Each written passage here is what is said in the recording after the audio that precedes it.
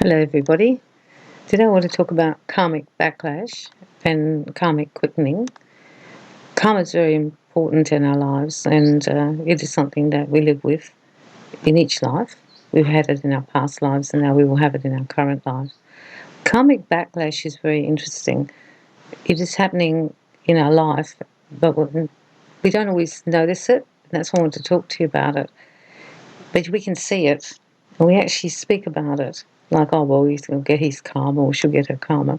If you look around, you'll actually see it happen quickly. It's like a backlash we do to ourselves. So what happens is we're supposed to do something, we don't do it, or we do it in not a very good way. And then very, very soon afterwards, which I call the karmic quickening, can be very quick, like within 3 or 5 hours even, there's a backlash and the karma comes back at us. And people can see that in their world. It's a spiritual thing. It isn't such a human thing because the backlash doesn't always come from the person that we karmically are involved with or the situation. Sometimes it just comes from outside in. I know of somebody who was really mean to somebody else, and then that afternoon they crashed their car. And straight away I knew that was karmic backlash. Another person I know, his wife broke a tooth and he gave her a really hard time about it and all this, and then within 24 hours he broke his tooth. So sometimes you can see the same event happening, which is interesting, or sometimes it's a different thing, but you can see the connection. The backlash is an energetic thing. It isn't something that someone does to us. It's something that happens energetically as an outcome from what we've just decided to do. People lose their jobs, people lose money, people lose relationships. There's often loss involved with the backlash.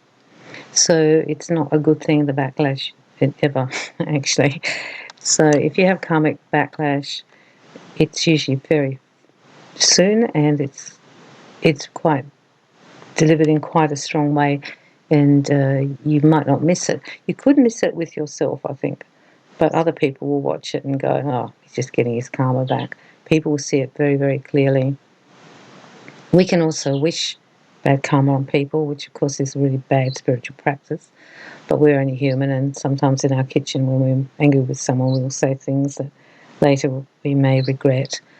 But this is something that is done almost not by us, it's done by the person. I feel there's difference. There is actually a difference. I don't think you can bring bad karma to a person. They can only bring bad karma to themselves. You can be involved with that person during it, but I think they do it themselves. So this year particularly, when I wrote and also have done a podcast on karmic doors, in a way that the door closes and then you go down another path, is in some way a backlash, because the life and the path you choose will not be so good as the path you were supposed to choose. You're making your own backlash. You can avoid these things by always working high spiritual practice and trying to be the best person you can. I found if you come from love and compassion and tolerance and keep your mouth shut sometimes, it's probably the best outcome. There's times to speak, there's times not to speak. And knowing the difference is one of the biggest things to learn. I found as a reader it to be quite difficult because I hear in my head the message and I'm thinking, oh my God, you're going the wrong way, but I need to be quiet because this is not the time or the place, or you're not ready to hear it. And it's the same in your relationships. I think we're here to love and support other people and do our service work, whatever that means for us. And our backlash will come from our actions and mostly our reactions.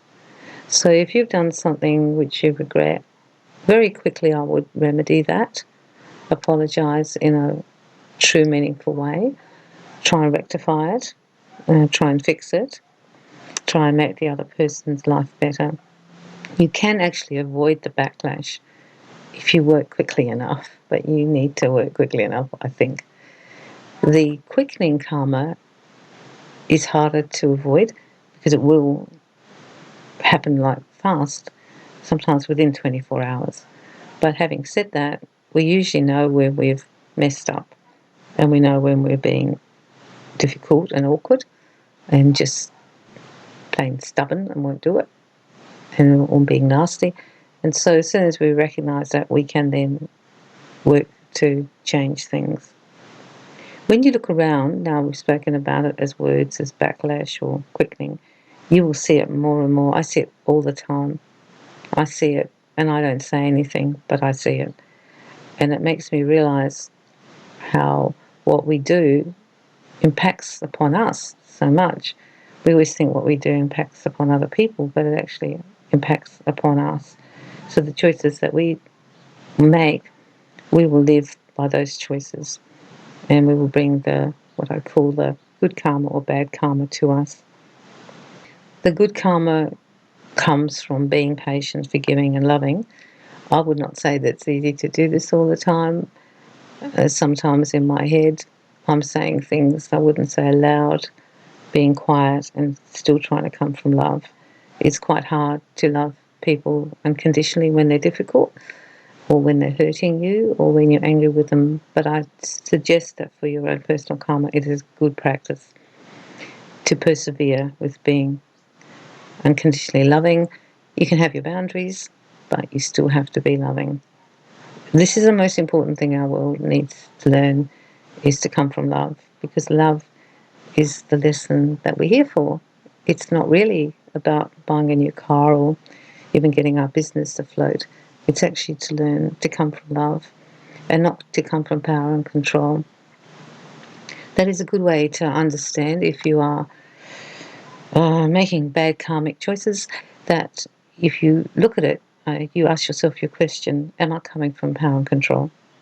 Am I coming from ego? And if it's yes, then maybe you need to come from another space, because it's the space you're coming from. So good luck with your karmic backlash and your karmic quickening. You will see it everywhere, and I find it really interesting to watch it. I don't enjoy it particularly. I wouldn't say I enjoy this, but I do see that it's a truth, that we, in our own way, burn our own karma. As soon as you see yourself going down the wrong track, I advise you to pull out and do it a different way and see if you can mend it, because you will avoid it. And also, next time, you'll be less inclined to do it that way. We have our genetic backgrounds, we have how we were brought up, we have our own soul personalities, and these can be good parts of us, but they can also be things that we've hung on to for past life after past life, and now we need to let them go and come from a different space. So enjoy stopping yourself from doing karmic mess-ups, and I wish you well with that. I just wanted to write about it in my books and then speak about it, because it's something that is so prevalent in our world.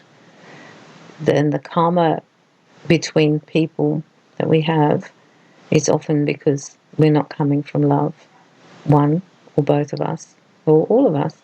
So once we start to come from love, we can actually shift the karmic output. So when you just keep coming from love with people, you will find that over time, and it might take years, that they will actually, just because you keep coming from, they just sort of land up becoming a bit more loving, a bit more open. It has an effect on them, and then that will affect not only your karma, but also theirs. So the best thing to do is to be loving. Unconditional love, not conditional, but unconditional love. And the karma for everyone will be less negative karma. And we can actually encourage people to come from love in a non-threatening way. Also, when we have more love in our aura, it is easier to come from love. So keep filling yourself up with pink light and love so you can come from that place. And also make sure that you be quiet sometimes. You don't have to have an opinion on everything or be right. I remember reading this quote, and it was like, it's more important, the relationship is more important than to be right. And there's a lot of truth in that. If you value the relationship, sometimes being quiet is karmically a very, very good idea. I hope your week is happy. I hope that you think about the karma and see it around you, and that it makes changes in your life. Love and light to you.